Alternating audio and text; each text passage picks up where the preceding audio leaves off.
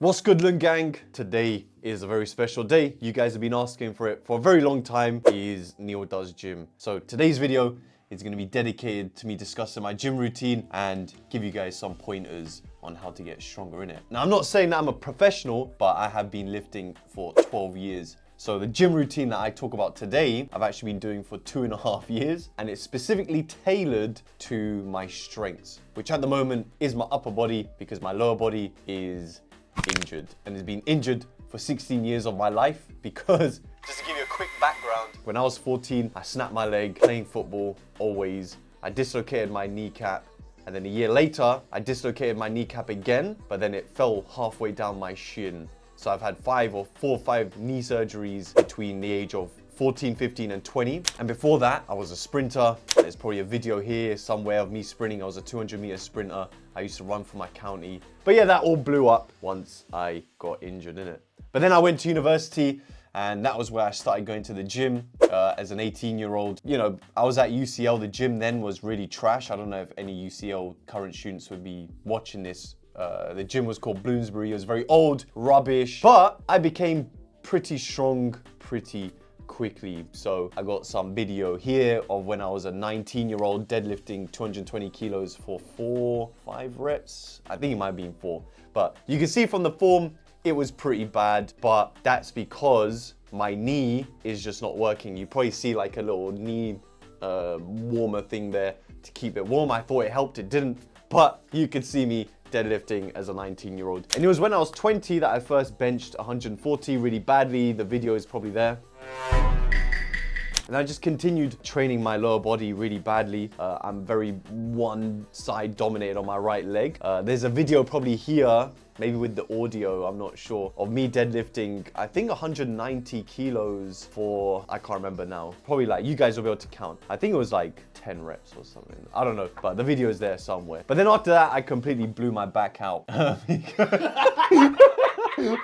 I injured myself very badly, and you know, it was like, I'm just gonna call it quits on training heavy on my lower body stuff. I was still squatting at the time. But yeah, me and my friend who's a professional coach, he's a powerlifting coach for Great Britain. He basically just gave me one of his athletes programs 2.5 years ago, and I've just been doing it ever since. And it's a bench specific program. You know, it has squats and stuff in that, but I don't do squats anymore because I bust my back again a year ago.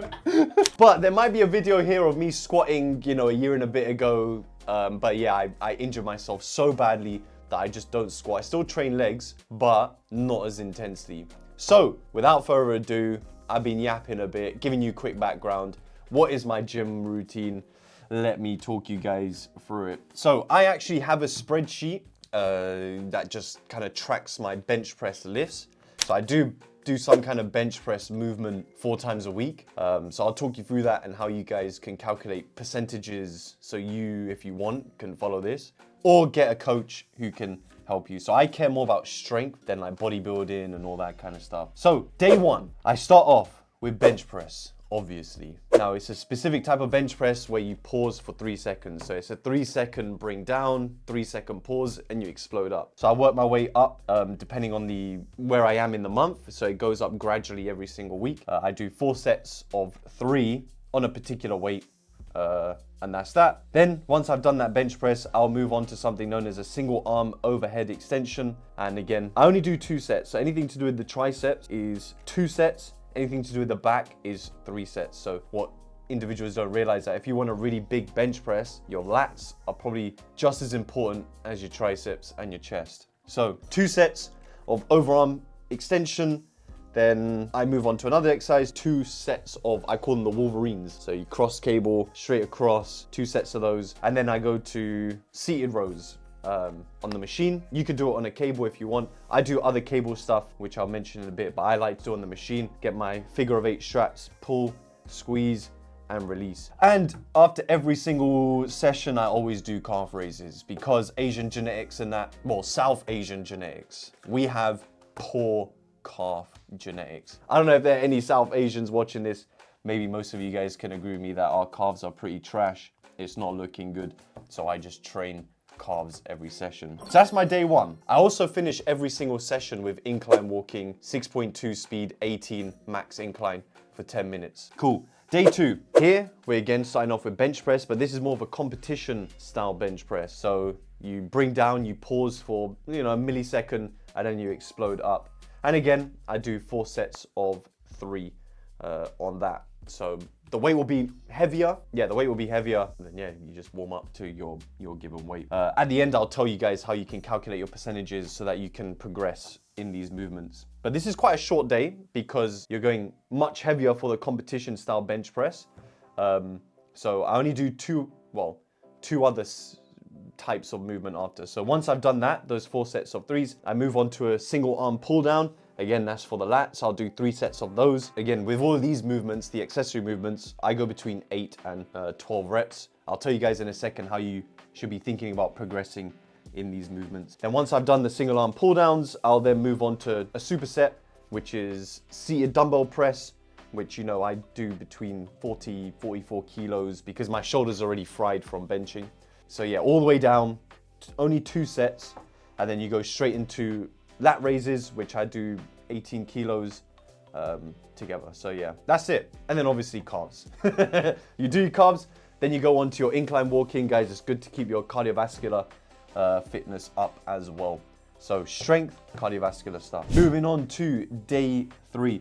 Now day 3 is supposed to be a time for me to kind of reset my central nervous system, my CNS, because I'm not going to be pressing really heavy on the bench press, but I am starting with some kind of chest press. So here I do a low incline press. Now the problem with the low incline press is I'm training at Pure Gym and all of the dumbbells go up to 50 kilos, which is not enough. So, again, it's 2 sets, but I use the 50 kilos and I do 2 sets of 12. And, I could do more if I pressed normally, but I'm doing it a bit slower to kind of, just make it a bit more difficult for myself. Then I move up the incline to the 45-degree angle. So the first incline is 30 degrees, 45 degrees on the next one. So I'll do that. A little bit less weight because my chest is fatigued. So I do that on about 44, 46 kilos. I used to do on 48, but I've dropped it just to move slower. So yeah, I've done the low incline, normal incline. Once I've done that, I move on to the neutral grip lat pull down. So again, like I said, guys, if you want a strong bench, strong lats is very important. So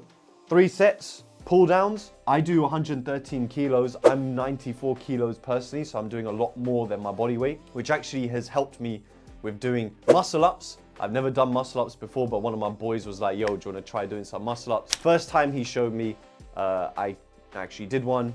And then I tried the next day and I managed to get 3. So there's probably a video of me doing that over here. So muscle ups does have a technique to it, but if your lats are strong enough, you can just brute force it up, which is what I'm doing here. I don't even know if my form is good. So once I've done my lat pull downs, 3 sets, I move on to barbell rows. Barbell rows, probably the best thing to grow a really large back. I do 100 kilo barbell row for 3 sets, obviously. As I said, it's a back movement. Then I move on to 2 sets of incline dumbbell curls with skull crushers. Again, this is not a back movement, so only 2 sets. And this is just something just to get a quick pump in it. It doesn't really do anything. I don't train biceps. I think it's a pointless muscle. The next thing is a pec deck and a dumbbell raise. So with this, the pec deck, guys, it's a bit of a... I can max it out, but I slow it down just so I don't need to max it out. But yeah, the game's the game, innit? So I superset the pec deck with dumbbell raises. Now with a dumbbell raise, I told you in the last day, I used the 18 kilos. That one's a bit more of like a, it's not really cheating as you can see, you saw from the video, but it's a lot quicker than the one I do with this. So I use 12 kilos at the moment and I'm doing it much, much slower with a pause at the top. So that's my day 3, finished with calf raises and the incline walking, which is way tougher on the 3rd day because you've already been doing it for the other 2 days. And then we move into day 4. Day 4 is where we train legs, okay? So I used to distribute legs throughout the whole week, but then going from upper body to lower body was taxing my lower back because you're kind of going from cold muscle to cold muscle. So I stopped doing that. I move everything to day 4, which turns out to be a 3.5-hour workout. All right, so I might end up changing it to make it a little bit slower. And the reason I do that is because I do 4 sets of everything. But obviously I start off with bench, but there I start off with the Larsen press. Now the Larsen press is really good for your bench because you're practicing, you know, staying tight in your upper body. Your legs are not involved because your legs are used to like keep your balance, right? So arms back, legs up, squeeze your glutes, squeeze your lats, and then you're staying really stable. So, you know, here, Larsen press is only 3 sets though. I don't do 4 sets of these. 4, then 2 sets of 5. My record Larsen press, I dropped all the weights down because I got injured, so not in my shoulder or anything. No, I did have a pain on the top of my shoulder, so I've adjusted my grip to a wider. But my highest Larsen press was 147.5 kilos. No, that's a lie. 145 kilos for 4 reps. So, but that was a few months ago before I had this shoulder pain. But yeah, depending on how I feel, I'll then move into an AMRAP, which is as many reps as possible on 100 kilos.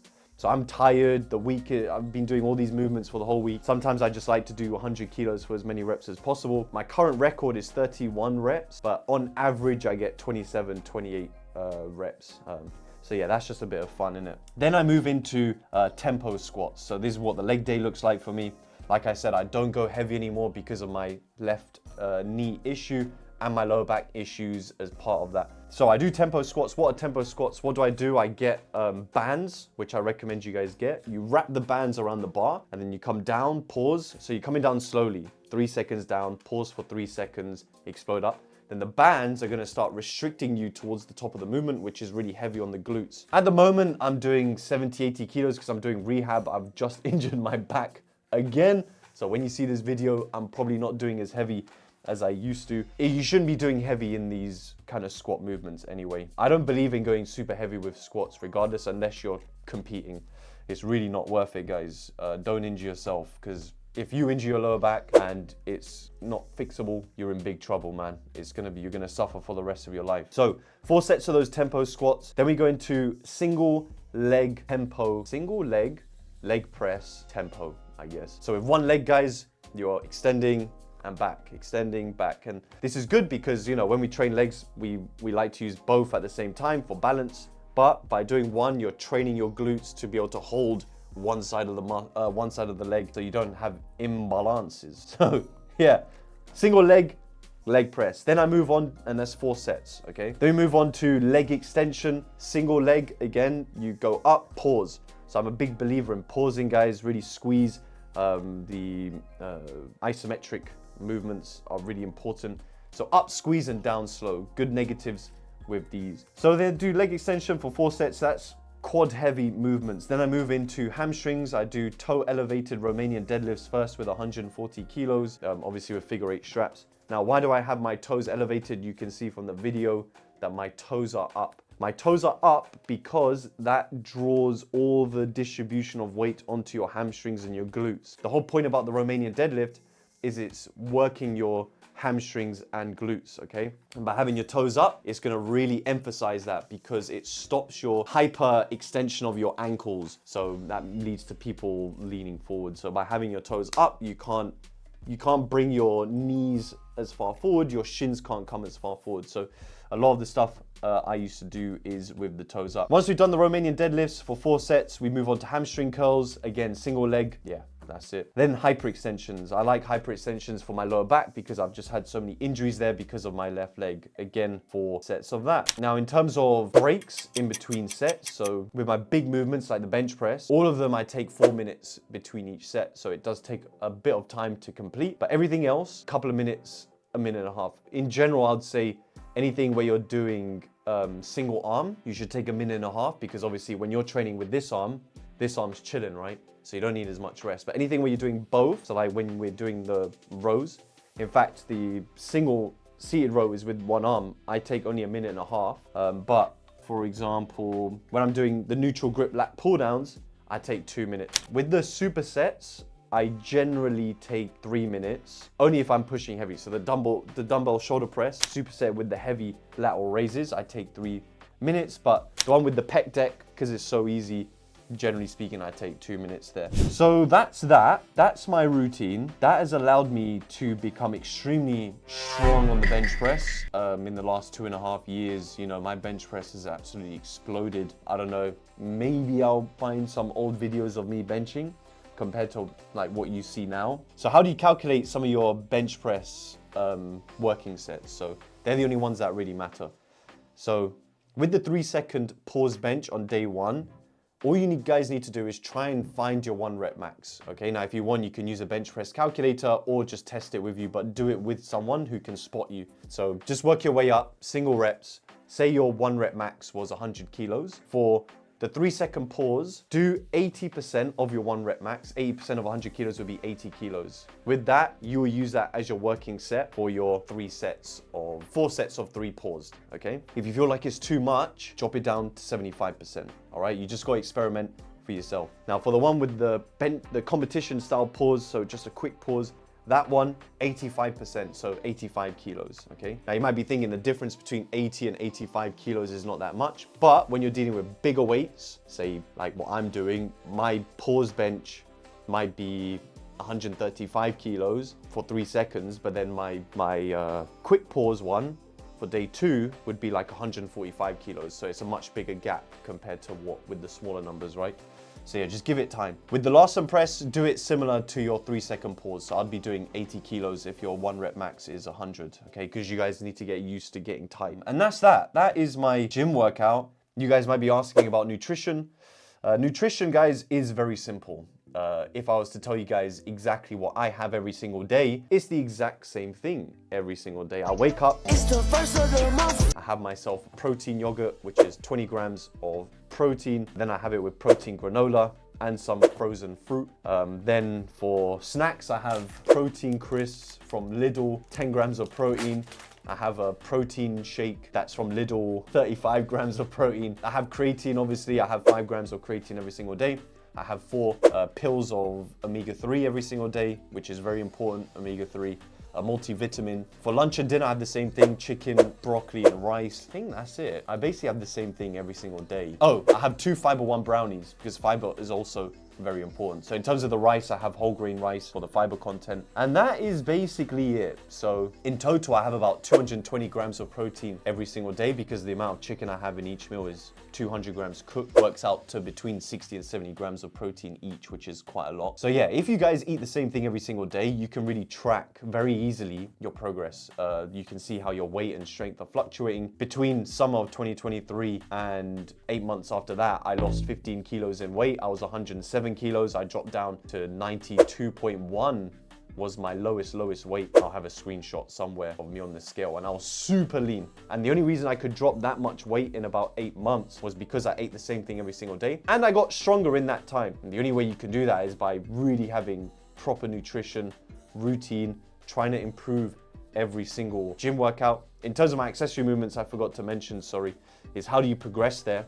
In like the overhead extension. 1 week you might do 10 reps, 10 reps. The week after, 10 reps, 11 reps. The week after that, 11, 11, then 11, 12, 12, 12, then you go up in weight. So you have to become really comfortable with the weight, but increase the reps at the same time. Don't just keep jumping from plate to plate, all right? So really get comfortable with the reps first. So people say, how can you progress when you're doing the same workout every single week? You can. Your body gets used to rep range, not the movement, okay? So you're doing big compound movements. The body does not know the difference, but it does get used to rep range. So make sure you're changing those every single week, all right? So in terms of how much protein you guys should have, I follow the basic rule of 1 gram of protein per pound of body weight. I just stick to that, but I have more, to be honest. I just go more than that. I think you should be having more carbs than protein, or about the same. I go with the 40-40-20 split. So 40% carbs, 40% protein, 20% fat. So just keep your protein and carbs the same. And fat, I generally don't like to have a high fat diet, but that's just my personal preference. I don't know if it's gonna look good. I'm not really much of I'm not a bodybuilder type, so but guys, I don't train biceps, so I don't really know like if it looks big or not. But anyway, main thing, guys, is you just try and better yourself every single week. Have a strong mindset. Don't accept failure. If I ever fail a set of anything, I just keep repeating until I either hit it or I can't even move the weight anymore. I have that kind of mindset. So don't accept failure as an option, because the way you work in the gym translates into your outside world. So I'm very ambitious, you know, and all that stuff. So yeah, if you work hard in the gym, that kind of mindset spills out into your other walks of life. So most of you guys will be studying, training hard in the gym, and having that progressive mindset will translate into your studies as well. So yeah, guys, hopefully this was informative for you. If you want to see more gym related content, then let me know in the comments. And as always, guys, subscribe and like for more. I'll see you guys in the next video. Nice. Do you really think my calves are that bad? Yeah. Is like, which is bigger, my biceps or my calves? No. What, my bicep? No, yeah. Oh, can I cramp? Which is bigger? Is it my arm? Yeah. What?